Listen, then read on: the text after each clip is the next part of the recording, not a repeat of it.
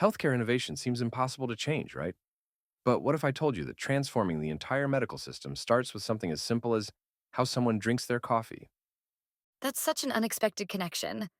How does someone's coffee routine relate to revolutionizing healthcare?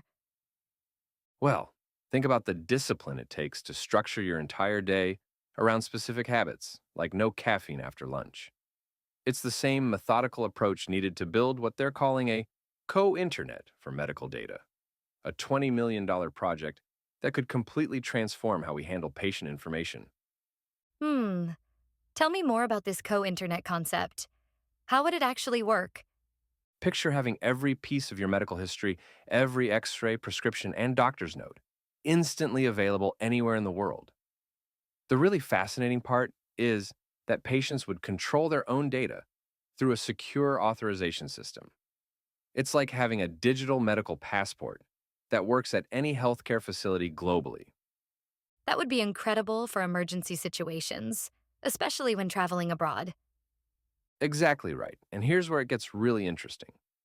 They've combined medical expertise with a bottom up assistance through the lens of an ethical omni resource supply chain expertise from ETH Zurich and multiple patents to create this system.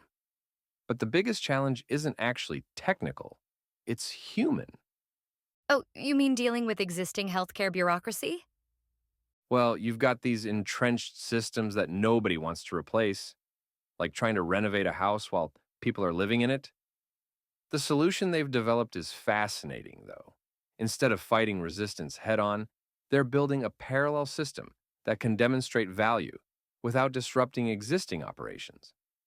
So, what makes their approach different from previous attempts to digitize healthcare? You know what's unique? They're taking this hybrid approach, combining the hierarchical structure of hospitals with the agility of startups. It's like being bilingual in organizational cultures. Plus, they've got this strategic plan to gradually integrate rather than force sudden change. That sounds like it would require an incredibly specialized team. And that's exactly why they're considering taking on a professorship role to help create the talent pool they need.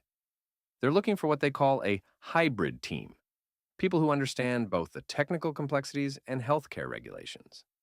Well, that's quite different from the usual Silicon Valley approach of moving fast and breaking things. Right, because in healthcare, you can't just break things. Every change affects real patients.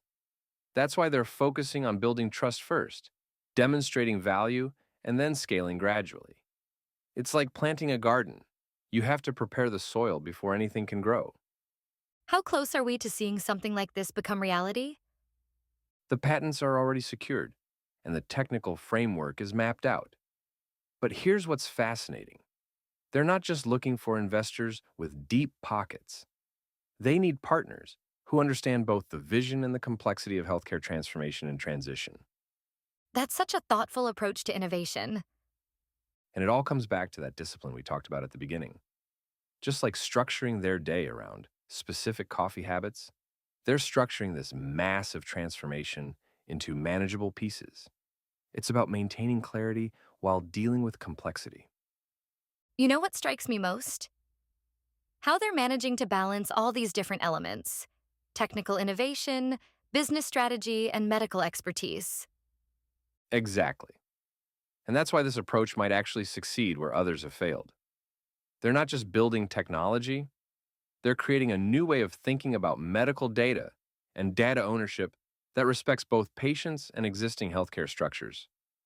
What an incredible vision for the future of healthcare. And to think it all started with a conversation about coffee habits.